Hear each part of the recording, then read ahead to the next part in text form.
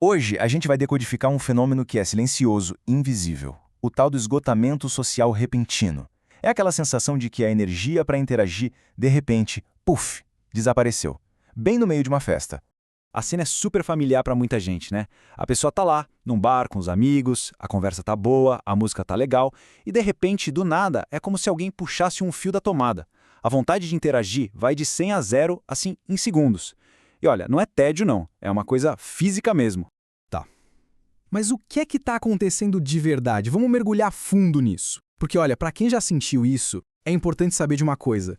Não tem absolutamente nada de errado. O que acontece na mente, na verdade, é só o reflexo de um cérebro que funciona com uma sensibilidade fora do comum.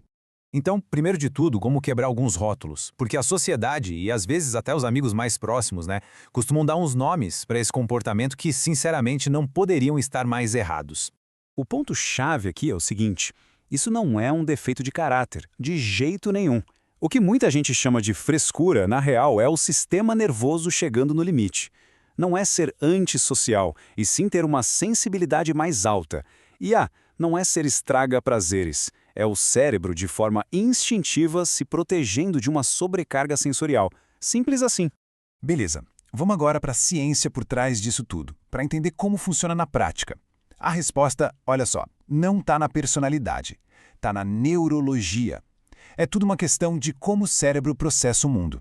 É que é o seguinte, um cérebro com alta sensibilidade social não está só ouvindo a conversa. Não, ele está processando ao mesmo tempo o tom de voz, as microexpressões de todo mundo, a iluminação do lugar, a música de fundo, as outras conversas rolando em volta, tudo.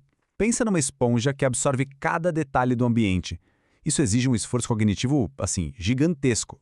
E claro, todo esse processamento leva a gente direto para um conceito chamado largura de banda cognitiva.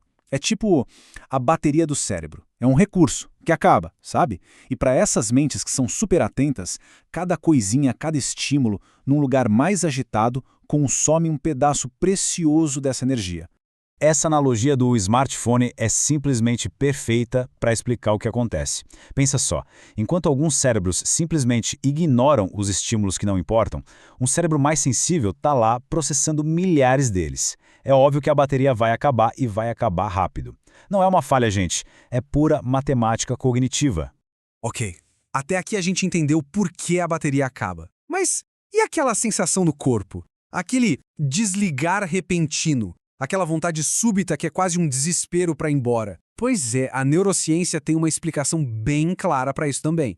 Funciona assim. O nosso sistema nervoso age como se fosse uma escada de reações. Lá no topo, tá tudo bem. A gente tá em modo conexão, socializando, se sentindo seguro. Aí, quando os estímulos começam a aumentar demais, a gente desce um degrau e entra em modo alerta. E se a coisa fica insuportável, se a sobrecarga é demais, o cérebro não pensa duas vezes. Aciona o último degrau, que é o modo desligar.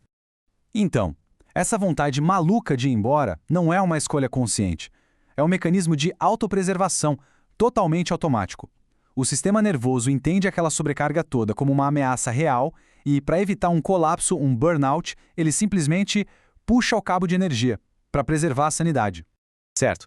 Agora vamos para a parte final, que talvez seja a mais importante. O que fazer com tudo isso?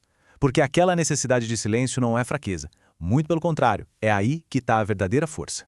A psicologia tem um nome para isso, preferência por baixa excitação. E isso não quer dizer rejeitar a vida social, tá? Significa simplesmente que a mente e o corpo da pessoa funcionam melhor, recarregam as energias de verdade em lugares mais calmos, onde não tem aquele caos de informações bombardeando o tempo todo. E esse ponto aqui é fundamental. A necessidade de silêncio não tem a ver com ser antissocial. É que o cérebro precisa de um espaço seguro, sabe? Um lugar para poder processar, organizar, arquivar a quantidade absurda de informações que ele acabou de captar. É um trabalho interno e é essencial. Por isso, da próxima vez que essa vontade incontrolável de ir embora aparecer, a mensagem é: sem desculpas. Não existe culpa em ser quem se é. A mente não tem defeito nenhum. Ela é, na verdade, inteligente o bastante para saber a hora de se proteger do barulho excessivo. E para fechar, fica aqui uma reflexão. E se essa característica, que é tão mal interpretada por aí, for, na verdade, um sinal? Um sinal de que se trata de um cérebro que não apenas vê o mundo, mas que o percebe em todos os seus mínimos detalhes, como se fosse em altíssima definição. Fica aí a ideia.